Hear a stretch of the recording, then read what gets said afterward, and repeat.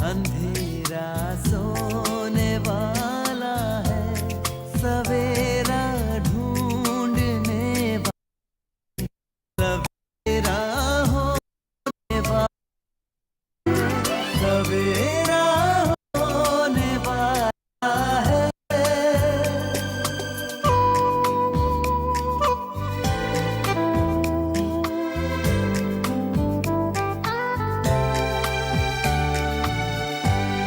खुशी छलकाएंगी किरणें, खुशी बरसाएंगी किरणें, तेरे गम की सियाही को उजाला धोने वाला है, सवेरा होने वाला है, सवेरा।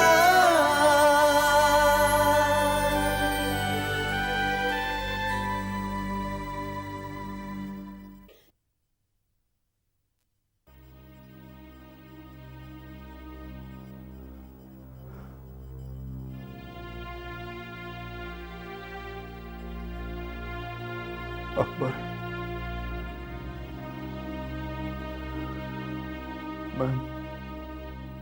मैं तुम्हारा शुक्रिया अदा किस तरह करूं, ये मेरी समझ से बाहर है।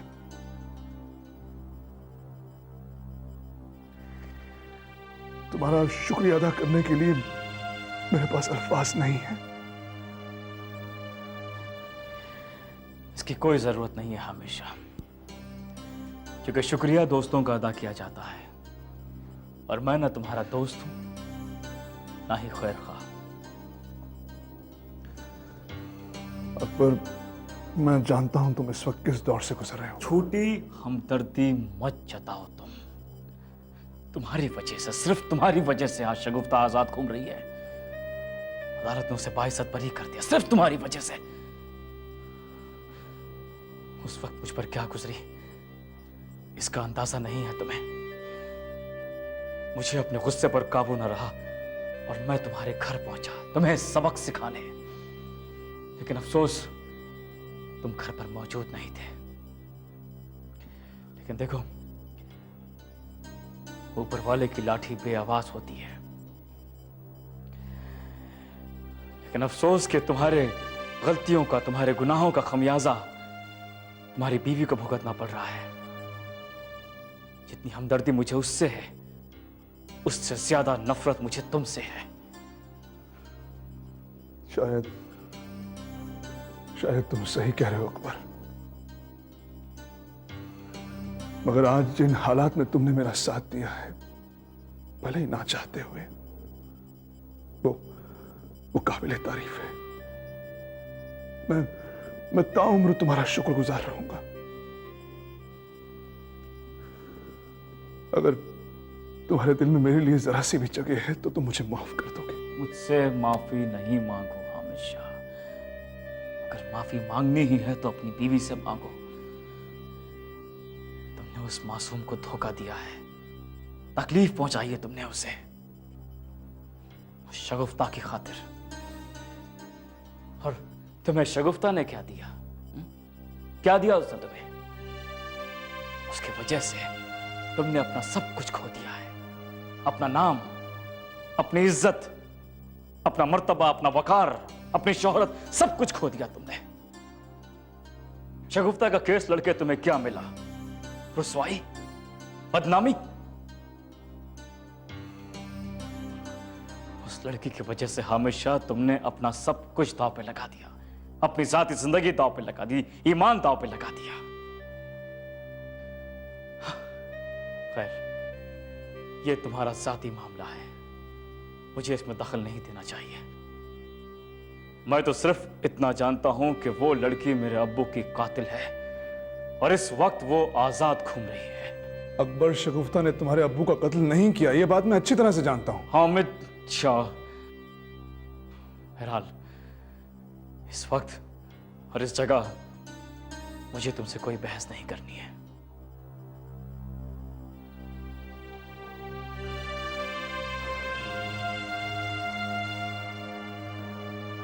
अकबर, रात काफी हो गई है, अब तुम्हें घर के लिए निकलना चाहिए।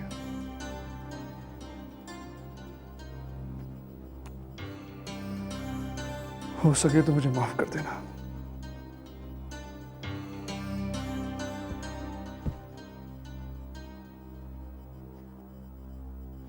अच्छा अब मैं चलता हूँ, इजाजत दीजिए।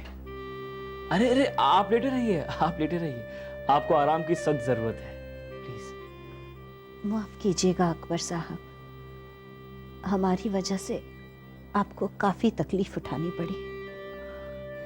इंसानियत के नाते किसी इंसान की मदद करने को आप तकलीफ उठाना समझती है तो ठीक है, मैंने वाकई आपके लिए बहुत तकलीफ उठाई है। मगर साहब, मेम साहब सही कह रही हैं। अगर आप फरिश्ता बनकर ना आते तो हमारे मेम साहब तो। नहीं नहीं बीबी, मैंने कुछ नहीं किया है। जो कुछ किया है वो अल्लाह ने किया है। देखिए, हमारी खुशियों का, गम का, अच्छाइयों का, बुराइयों का, हर चीज का वक्त उसने मुकर्रर किया है। वो हमारा रब है, सब उसकी मर्जी से होता है। हम तो महज इंसान हैं, हमारे इख्तियार में कुछ नहीं है। इसीलिए मेरी सलाह है कि इस वक्त आप आराम करें। आपको आराम की सख्त जरूरत है, जिस्मानी तौर पे भी और जहनी तौर पे भी। कुछ बुरा मत सोचिए, सब कुछ वक्त के हाथों छोड़ दीजिए। वक्त सबसे बड़ा मरहम होता है। इंशाल्लाह बहुत जल्द ठीक हो जाएंगे। खुदा हाफिज। बहुत बहुत शुक्रिया अकबर साहब। ये बार बार आप शुक्रिया क्यों कहती हैं?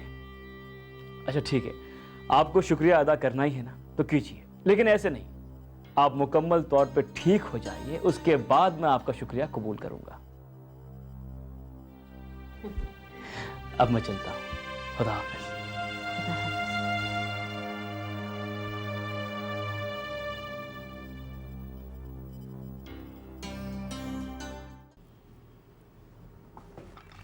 अरे आपा, आपने क्यों जहमत उठाई?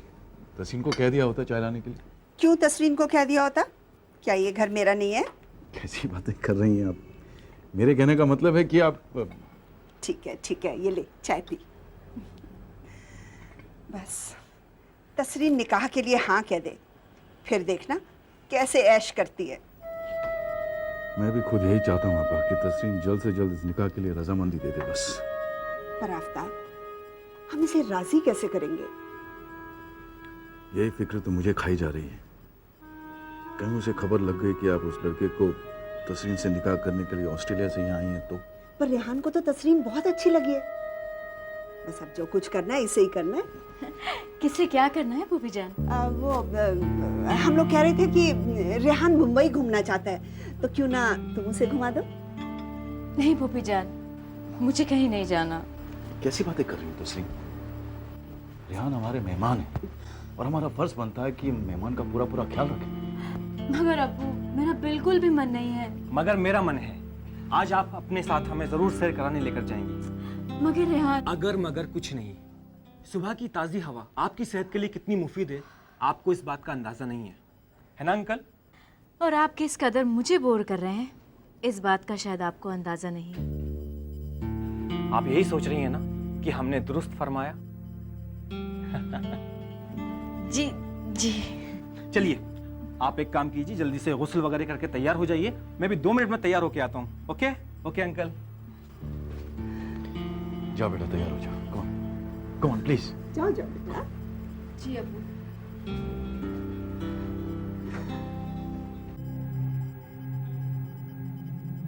इस्तेमाल किया है तुमने मेरा, तुमने हामिद शाह को इस्तेमाल किया है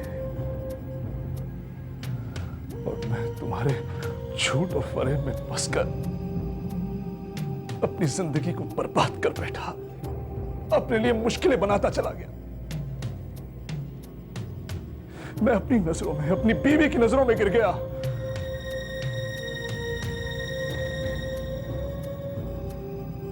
तुम जैसी लड़कियां तो अपने मतलब के लिए एक दफा नहीं, रोजाना हजारों मर्तबा बखुशी इस्तेमाल होती हैं।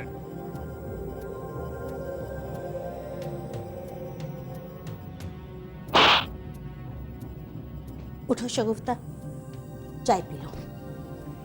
नहीं अम्मा, कुछ कुछ भी करने का जी नहीं करता। मुझे चाय नहीं पीनी, मेरे सर में दर्द है। इसीलिए कह रही हूँ चाय पी लो, ठीक हो जाएगा। नहीं अम्मी।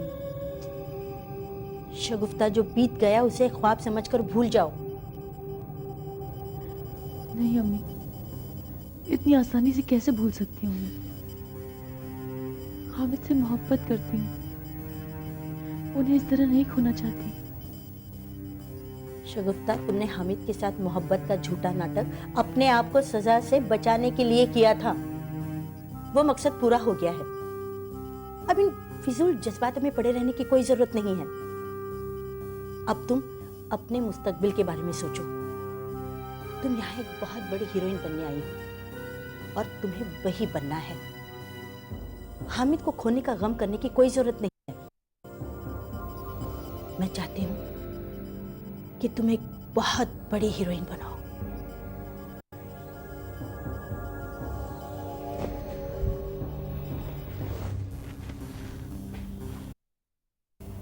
मगर अम्मी, अब ये सब कैसे होगा? मैं हूं ना, बस मेरी बातें गौर से सुनो और जैसा मैं कहती हूं वैसा ही करो।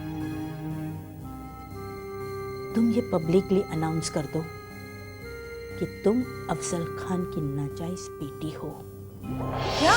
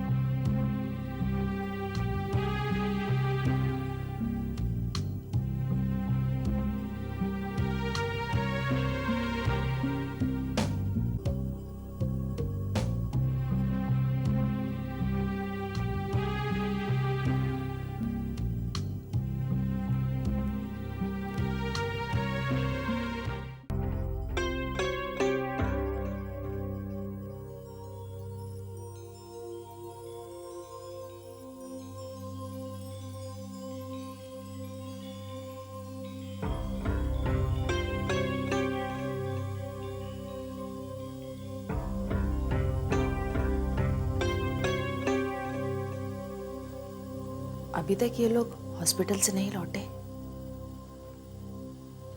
लगता है शबाना की तबीयत कुछ ज्यादा ही खराब हो गई है। अब तो मुझे हामिद को फोन लगाना ही पड़ेगा।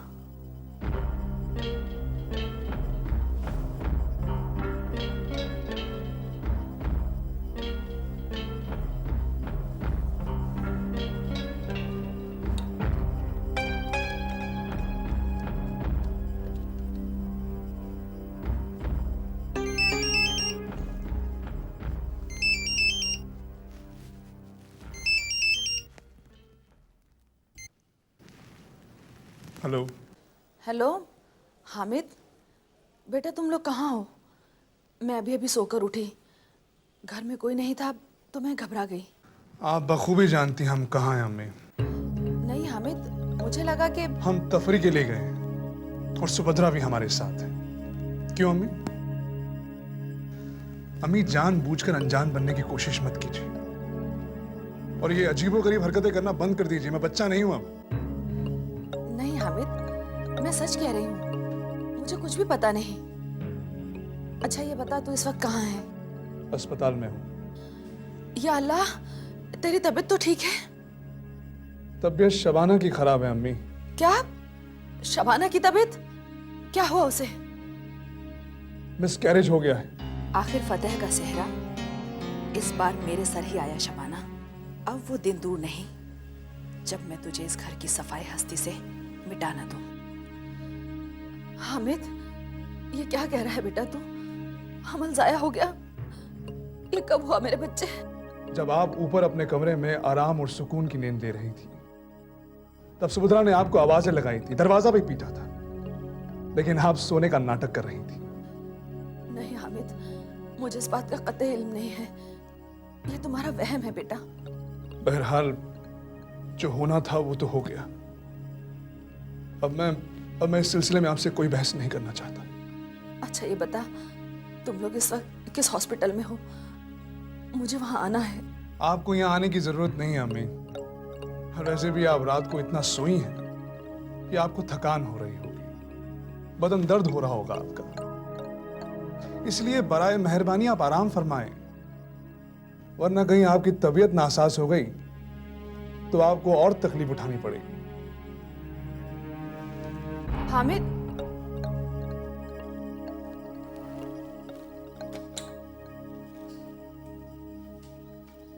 ये क्या सकीना, तेरी चालें तो लगता है अभी भी उल्टी पड़ रही हैं।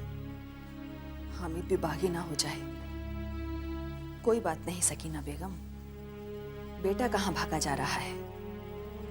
कितना वक्त लगेगा उसे अपनी तरफ करने में? मगर शबाना के हमल जाया होने का कहीं ना कहीं असर उस पर भी तो हुआ होगा। यही काफी है मेरे लिए।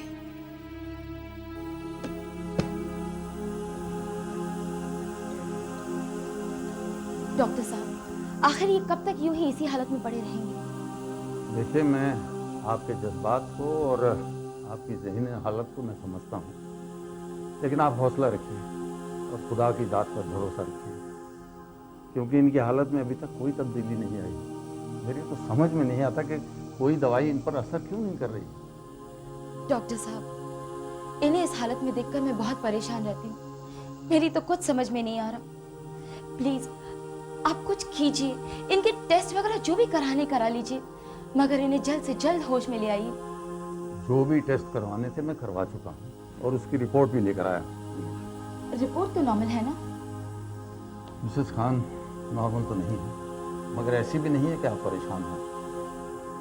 लेकिन एक डॉक्टर के नज़रिए से देखा जाए तो इनकी हालत में कोई सुधार भी नहीं हुआ है, कोई बदलाव भी नहीं हुआ है। लेकिन अल्लाह पर भरोसा रखिए, मौजज़े तो होते ही रहते हैं। मैं चलता हूँ। खुदा खुदा। नहीं अम्मी, नहीं, मैं ऐसा हरगिज नहीं कर सकती, बल्कि ऐसा करना तो मेरे लिए बिल्कुल नामुमकिन है। शगुफ्ता, मेरी बातों को ठंडे दिमाग से सोचो। यूं जज्बाती होकर सोचोगी तो कैसे चलेगा? आप मेरी बात क्यों नहीं समझने की कोशिश कर रही हैं? अगर मैं ये पब्लिकली अनाउंस करती हूँ कि मैं ही अफजल खान की नाजायज बेटी हूँ, तो आपकी कितनी बदनामी होगी? लोग आपके बारे में क्या सोचेंगे, क्या कहेंगे? यही बात तो तुम्हारे जहन में नहीं आ रही है। दुनिया की नजरों में मैं मर चुकी हूँ। अगर तुम भी मुझे दुनिया की नजरों से देखोगी तो मेरी बात समझोगी। बदनामी मेरी नहीं होगी, अफजल खान की होगी, क्योंकि वो मरा नहीं है, जिंदा है, भले ही कोमा में क्यों ना हो। हाँ बेटी, जरा सोचो, जब लोगों को ये पता चलेगा कि तुम अफजल खान की बेटी हो, नाजायज से सही, तो उन्हें तुमसे हमदर्दी होगी। बेचारी बिन माँ की बच्ची, जिसका इस दुनिया में कोई नहीं है अफजल खान के सिवाय। तो मीडिया वाले, प्रेस वाले, मैगजीन वाले सब तुम्हारे पीछे पड़ जाएंगे, तुम्हारे हर पहलू को गौर से सुनेंगे और छापेंगे, क्योंकि इस न्यूज़ का ताल्लुक एक मशहूर हस्ती से वाबस्ता है, तो उन्हें भी फायदा पहुंचेगा। लेकिन बेटी, सबसे ज्यादा फायदा तुम्हें होगा, क्योंकि रातों रात प्रोड्यूसर्स की लाइन लग जाएगी तुम्हें साइन करने के लिए। आखिर तुम लखनऊ से यही मकसद तो लेकर आई थी, अपना करियर बनाने। तो रातों रात फिल्म इंडस्ट्री की हॉट प्रॉपर्टी बन जाएगी और अफजल खान के दौलत की इकलौती वारिस भी। इसे कहते हैं एक तीर से दो शिकार करना।